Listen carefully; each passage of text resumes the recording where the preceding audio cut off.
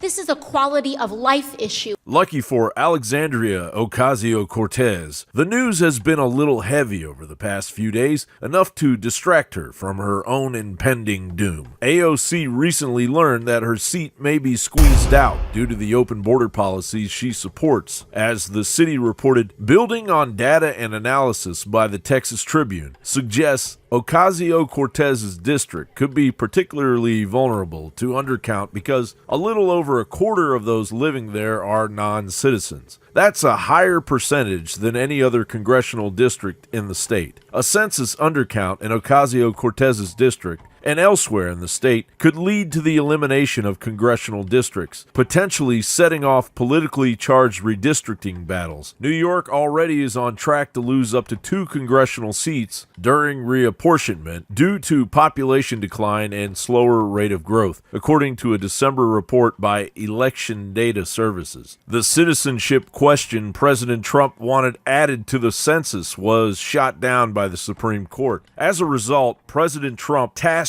the Department of Homeland Security to share government records from its databases to help the Census Bureau produce data about the U.S. citizenship status of every person living in the country. All U.S. states that don't accurately complete the 2020 census could, of course, face the loss of congressional seats and billions of federal dollars. The San Francisco Chronicle reports an analysis of the preliminary estimates released by the U.S. Census Bureau showed that California was one of 10 states likely to lose a congressional seat. Texas, which now has 36 representatives in the U.S. House, second behind California, is expected to gain at least 3 seats. Florida is on track to gain 2. The political impact of reapportionment extends beyond Congress to presidential elections. Each state's electoral college represents the sum of its House and Senate seats. But that still hasn't stopped the Democrats from handing our elections over to non-citizens. A groundbreaking release from the Texas Attorney General Ken Paxton. His office found nearly 95,000 people registered to vote, but not U.S. citizens.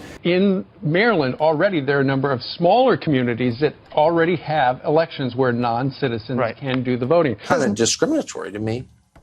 Well, you're not letting American homeless people vote, but you are letting illegal aliens vote? On the steps of City Hall, a historic day.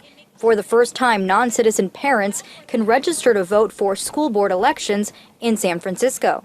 We know for sure now that non-citizens are voting. The question is how many and how big of an issue it is. Do you think they actually cast ballots?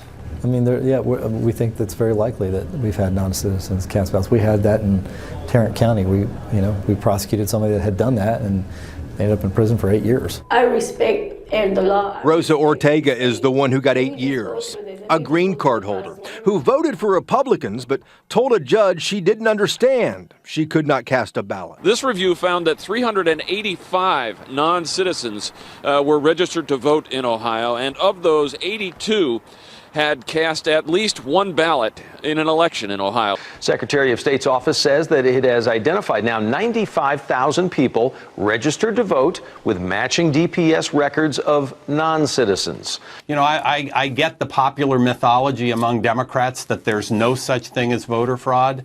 I would tell you there's not as much voter fraud as some Republicans think, but there's a lot more than Democrats think. If AOC loses her district to her own United Nations brainwashing, it would occur as we get closer to the 2022 midterm elections. John Bound reporting.